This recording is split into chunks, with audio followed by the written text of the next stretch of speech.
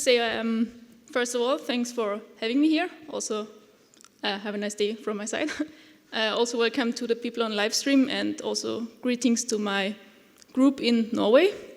So, data science in healthcare is a very rapidly growing field, and the main goal is to offer some patient individual treatment selection. However, we're not at this point yet. So there are multiple challenges that we're facing right now, including multidimensional data sources and limited interpretability of data. And yes, my talk is especially about towards interpretable models, combining healthcare from multiple sources. First of all, in my PhD, I'm also a member of the group CHEDS in Norway. This is the Center for Healthcare Data Science. And I will also talk about this group briefly in the presentation. Yeah, so the major research focus is outcome prediction for patients with cancer or brain diseases. We have in special different use cases, including head and neck cancer, dementia, gastrointestinal cancer, cervical cancer, anal and rectal cancer, and also for patient attention deficit hyperactivity disorder. All of those data are provided from different research institutions, which we collaborate quite close with, including the Oslo University Hospital, or the Mastro Clinic in the Netherlands, the Aarhus University Hospital in Denmark, and also the University in Oslo. My work focuses on the treatment outcome prediction for patients with help of data science and machine learning models. First of all, I want to have some words about our research activities in general. Then I want to talk about feature selection, and in the end about multiblock methods, so methodology where we can combine data from different sources and model them jointly. Our group CHEDS in Norway is an interdisciplinary research group for data science in medical and healthcare applications. Among the use cases, we have, for example, automatic segmentation of medical images, where we try to predict tumor with help of artificial neural networks. And if you have a look at this picture, the yellow line is the delineation made by an expert, while the orange one is the delineation made with help of an artificial neural network. And they're quite similar, I would say. And the overall goal here would be to have the delineations perfectly matching. Other parts of our group work on the extraction of texture features from images. So how can we describe images with help of different textures? And those images features, they can then be used as input for data science models. And that is actually the part where I'm working on. So my PhD is about the modeling of heterogeneous data sources. In specific, we want to predict some treatment outcome, which could be the overall survival of a patient or the time until cancer recurs. And this modeling should happen based on different data sources, such as genetics, images, etc. As I said, there are a lot of different data sources which are all collected and provided by research partners, most likely in the hospital. They include the patient histology, which tells us about the medical history of a person, such as if he or she suffered from this or any other severe disease before. Then we have quite a lot of gene expression data, which are usually extremely high dimensional, as human beings have quite a lot of genes. Then we have clinical data where measurements are stored that are taken on a regular basis in the clinic, such as different blood values or also different stages of a disease. And not to forget also the image texture features, which are also high dimensional. And at the current point, there are different groups working in institutions on separate data sources. There's a group working on gene data, another group working on image data, but they do not really work together, so they do not combine their information. And that is actually what we aim to do. Before I come to the more methodological part, I want to briefly talk about the goals and the obstacles in healthcare data science. So why are we doing this? So there are a lot of goals, including patient individual treatment selection, treatment outcome prediction, and also the statistical evaluation of hypotheses from experts, so in order to support them with our data knowledge. On the other side of the coin, we have data distributed over multiple sources. A very crucial point is that we really need stable and high-performance models So as we work with human beings, we cannot really allow to have incorrect models. And from a data-driven perspective, the point of that the number of patients is much, much smaller than the number of measured features is extremely difficult, because this leads to underdetermined systems. And this brings me to the first point of the methodological part, which I'm working on, and which is feature selection. So with help of feature selection, we can reduce a data set to a subset of informative parameters. What does this mean? So we start with a complete feature space where we measure different parameters from people. For example, if he or she suffers from diabetes, or another basic feature could be a citizenship of a person. But for sure, not all of the features that we measure might be really relevant to have some good prediction models. And therefore, with help of feature selection, we want to really reduce the data set to the important features. Coming back to this example, the citizenship, for example, will not really be informative if a person survives cancer or not. Otherwise, if the person suffers from diabetes, this might be quite relevant.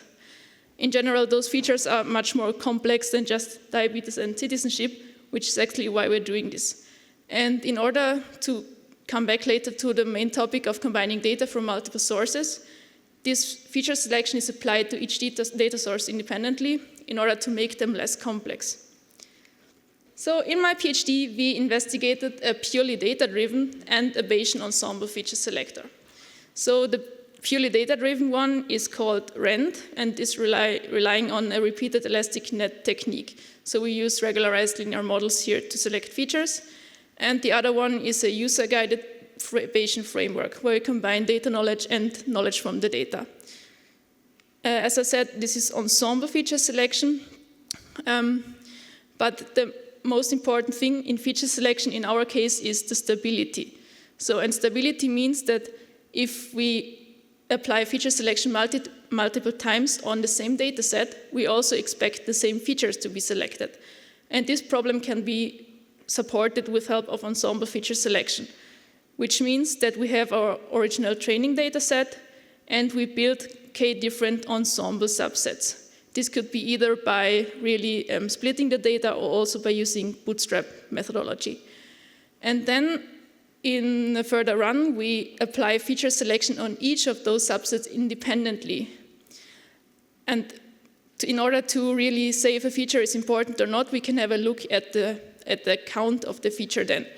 And if you would say feature 1 was selected in 3 out of k models, this might be much more informative or relevant than, for example, feature 3, which was never selected. And this is the basic idea of ensemble. Yeah, so come back to our method. REND is based on an ensemble of regularized generalized linear models, as I said. And the main idea is, so this is really just a brief overview. If you're more interested, we have our paper on archive. But the idea is that we have our training data and use this ensemble approach. And then for each ensemble feature selector, for each ensemble set, we build a separate generalized linear model and have a look at the weights of this model. So for each combination of ensemble model and feature, we can get a specific feature weight. And then we can have a look at the distribution of those weights for a specific feature, like plotting a histogram or other things. And in our methodology, we say that the feature is selected if and only if 3 criteria are fulfilled. So the first one would be that the feature is selected by a high number of elementary models, which means, I will maybe use the mouse, that a lot of weights here are unequal to 0. The second point would be that the weights have constant sign, meaning that we do not want alternating features where the weights switch a lot between negative and positive sign. And the third criteria is that the hypothesis that weights are equal to 0 is rejected. So even though there are a lot of weights unequal to 0, we do not really want them to be extremely close to 0. In order to prove our concept, we compare REND to 2 established ensemble feature selection approaches. The first one is called the stability selection framework, which selects features especially with respect to stability, so to have a stable feature set. And the second method is the well-known random forest, we compare the methods based on the performance. So we build a classification model with our selected features and try to predict a new data set, a new unseen data set. And the second point is the stability. And what we can, furthermore, this is based on a simulated data set and for a different number of ensemble models. And what we can see here at the first glance is that the higher the number of ensemble models gets, the more stable each method becomes. But even though the stability framework is extremely stable, the performance is definitely worse than with our method. And on the other hand, the random forest has quite a good performance, but is definitely the worst stable method here. So this shows us that our approach has quite a good trade-off between performance and stability.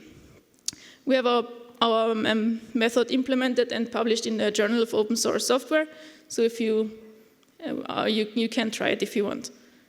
Then the patient-guided feature selector that we've been working on combines the information from data in an ensemble approach, but now we can also include information from user expertise. And by combining these two, we can have a prediction model. So the first time the animation worked, actually.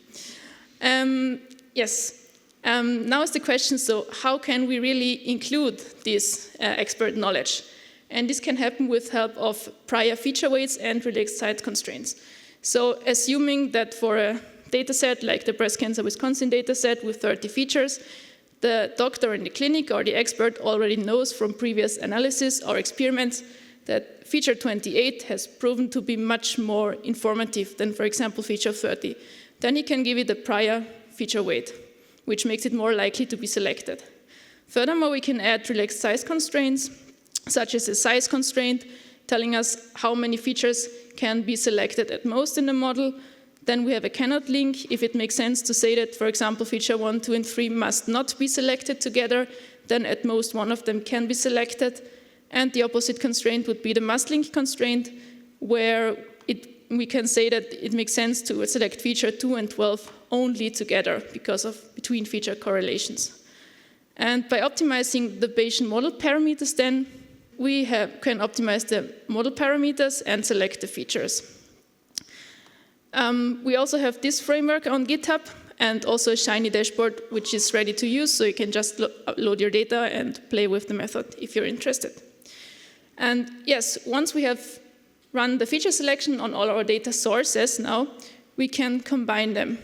And for combination, we use the component-based multiblock methods, which are methodologies that are quite heavily used in Norway and come from the field of chemometrics, and they're used for data interpretation and prediction simultaneously.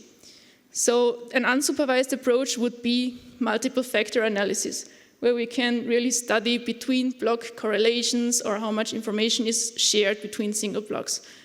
But what we are more interested in is also to predict some target function like the treatment outcome.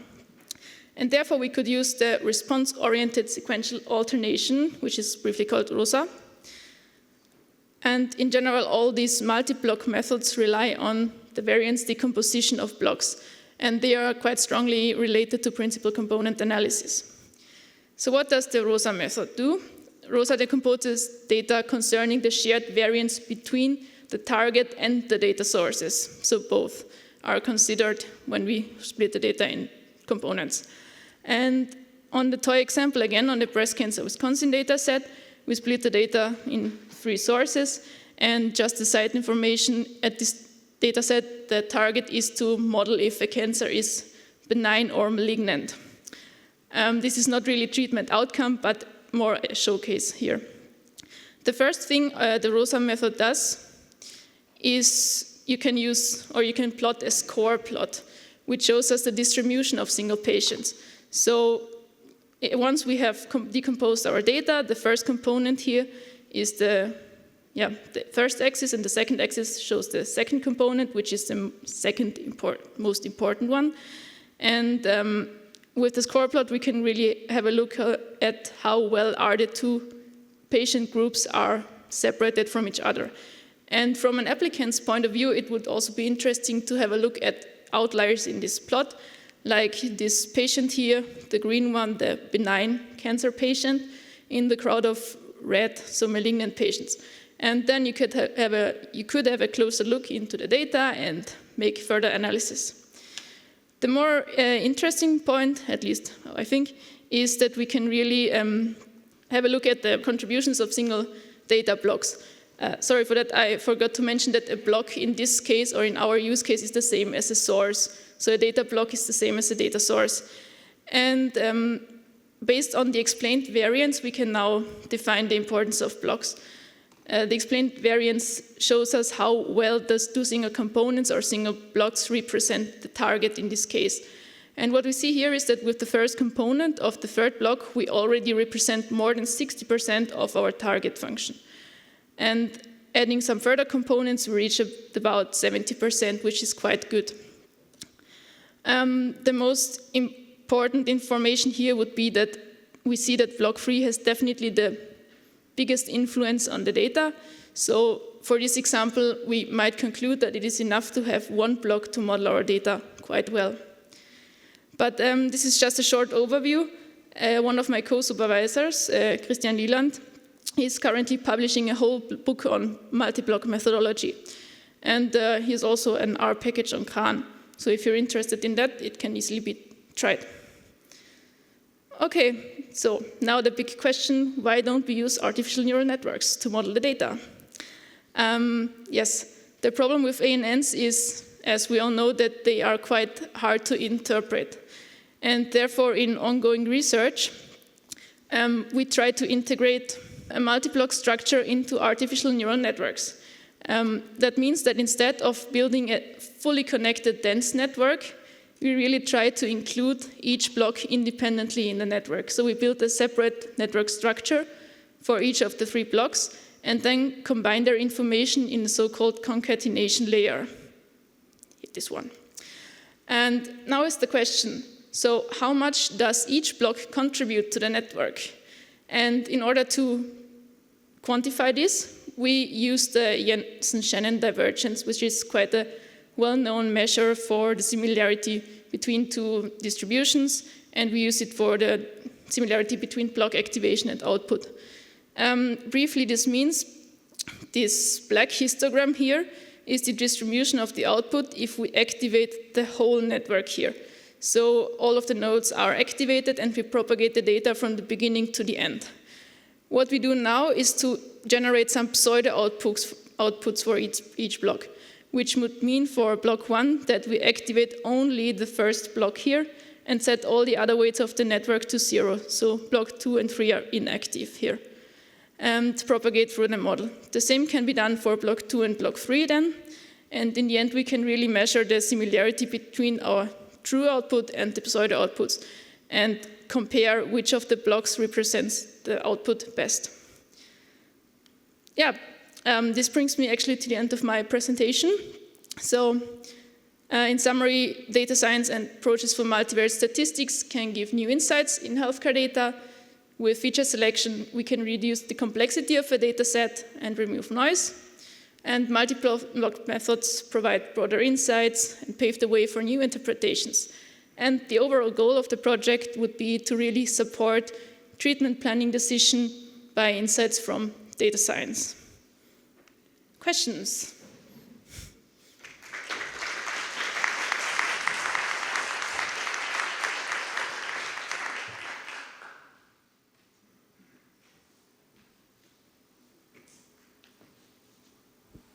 Thanks a lot, Anna, for this great talk, especially tackling the technical problems very professionally. Good training for real life.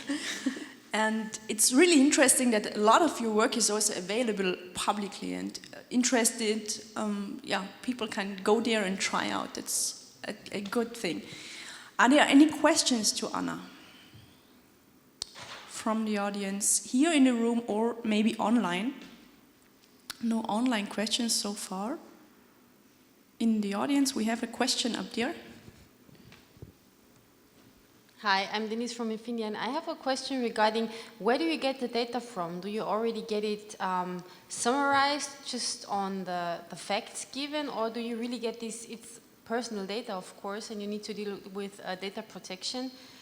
How do you get to these data sources? Yes, so we have special agreements with research partners at university, at hospitals and other institutions. For sure, most of the data are confidential. There are people working there preparing the data, but it's also the case that we really get the raw data and discuss with the expert what would make sense to really model, can we really use some of the data beforehand, or can we remove some parts of the data already beforehand? And this is really going on with close collaboration, I would say.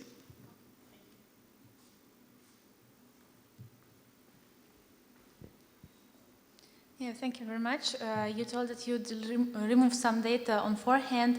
Could it bring bias? Because, for example, I know that you might think that citizenship does not matter if you look at the really local part, for example, only Norway. But if you look on the worldwide scale, then, for example, I don't know, on some parts of the world, the given vaccinations at birth or some things like that might matter a lot, and this might not be foreseen in advance. Yeah, so this example with citizenship was merely just to, for those who are not that deep in a topic, to really know what a feature is of a person. So yes, it really makes sense to remove features from the data set. So we have quite a lot of different use cases that prove this. And we also have, yeah, as I said, we have really close collaborations with partners. And there are a lot of master students working on different use cases, and when we talk to them and compare and show them the results, so the expert mostly says, oh really, okay, I wouldn't have expected that, or he said, yeah, that makes really sense from previous experiments or previous knowledge. So this is really useful. And also, if you do not use any feature selection at all, then you really have underdetermined systems which are really tending to overfit and do not give us any additional information on the input. Thanks a lot. A last glance, is there any question online? Anything came up? Lucas? Nothing. Okay, then thanks a lot, Anna, to this very interesting talk. Please give Anna another round of applause.